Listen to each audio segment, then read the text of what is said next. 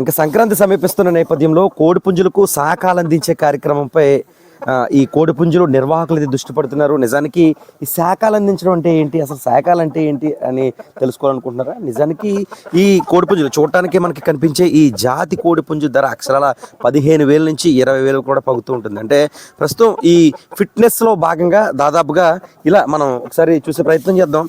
ఈ విధంగా వాటికి అంటే మన వాడుక భాషలో చలి కాయడం అని జనాలు చాలామంది ఈ చలి తట్టుకునేందుకు చలి కాస్తుంటారు. కానీ కోళ్ళకైతే మాత్రం శాఖలు అందించడం అని చెబుతుంటారు. ఇలా ఒక ప్రత్యేక పొయ్యి పెట్టి ఆ పొయ్యిపై నీళ్లు వేసి ఈ ప్రత్యేక ఏదైతే ప్రత్యేక క్లాతులు ఉన్నాయో ఆ క్లాతులు ఆ పొయ్యిపై పెట్టి తర్వాత కోళ్ళకు శుభ్రంగా ఈ విధంగా ఒత్తుతూ ఉంటారు. అంటే ఒక్కొక్క కోడికి దాదాపు ప్రతిరోజు కూడా 30 నుంచి 45 నిమిషాల వరకు కూడా చేయడం ద్వారా వీటి ఫిట్ మరింత పెరుగుతుందని చెప్పి వీటి నిర్వాహకులు చెబుతారు. ఏంటంటే అసలు ఏంటి శాఖలు అంటే ఏంటి, దీన్ని ఏమంటారు అసలు? దీన్ని కోడిపుంజుని శాఖలు అవడం అంటారండి. ఇలా పెనం పెట్టి క్లాత్ తో తడుపుకుని వాటర్ కొట్టి లైట్ గా కోడిపుంజుకి ఈవినింగ్ టైంలో శాఖలు ఇస్తాం అనమాట అండి. శాఖలు ఇవ్వడం వల్ల ఏమంటుంది అంటే కోడిపుంజుకి లోపల ఏమైనా మనం మేపులకి కొవ్వు అంటే ఏమైనా ఉన్నా సరే ఈ శాఖల్లో మొత్తం కరిగిపోద్ది అనమాట అండి. స్ట్రాంగ్ గా తయారవి కోడిపుంజు చూడడానికి తేలిగ్గా ఉంటదండి. కోడిపుంజు బాగా స్ట్రాంగ్ గా తయారవి కోడిపుంజు ఫిట్నెస్ వస్తుంది అనమాట.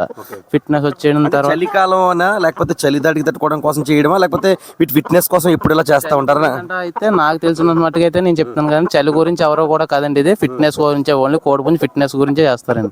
కోళ్ళకి ఓన్లీ ఫిట్నెస్ రావడం వల్ల కోడిపుంజు స్ట్రాంగ్ గా ఉండడం వల్ల దాని గురించే తప్ప చలి ఎండ దాని గురించి ఏం కాదు. అంటే ఎలా మంట వెలిగించి కాస్తారా, అసలు ఎలా చేస్తారు? నేచురల్ గా మనం పొయ్యి పెట్టుకుని పొయ్యి మీద ఒక పెనం పెట్టుకుని పెనంలో మనం ప్రత్యేకంగా ఇట్లా ఒక క్లాత్లు అనేసి క్లాత్లు అయితే తీసుకుని ఒక పెనం తీసుకుని పెనంలో కొద్దిగా లైట్ గా వాటర్ వేసుకుని మనం గుడ్డ పెట్టి కాస్తామండి. ఇలాగా ఒక 20 మినిట్స్ అలా కాస్తాం అనమాట అండి. ఈవినింగ్ టైంలో ఒక కోడిపుంజుకి ఒక పావు గంట నుంచి 20 నిమిషాల దాకా దానికి కూడా కోడిపుంజుకి ఇష్టంగా అలా అలవాటు అయిపోయింది. దాన్ని బట్టి వెచ్చగా ఉంటది కాబట్టి ఈవినింగ్ టైంలో కోడిపుంజు మనమే మనుషులమే వణుకుతాం చలికి. అలాంటి టైంలో వేడిగా ఉంటది కాబట్టి కోడిపుంజు బాగుంటది అనమాట. దానికి కూడా ఫిట్నెస్ గా అలా చేసి కొద్ది కూడా అది కూడా స్మూత్ గా ఇంకా అలా కోడిపుంజు ఇంకా కదలకపోవడం అలా చేసి కొద్ది ఇంకేం అనిపిస్తుంది దానికి.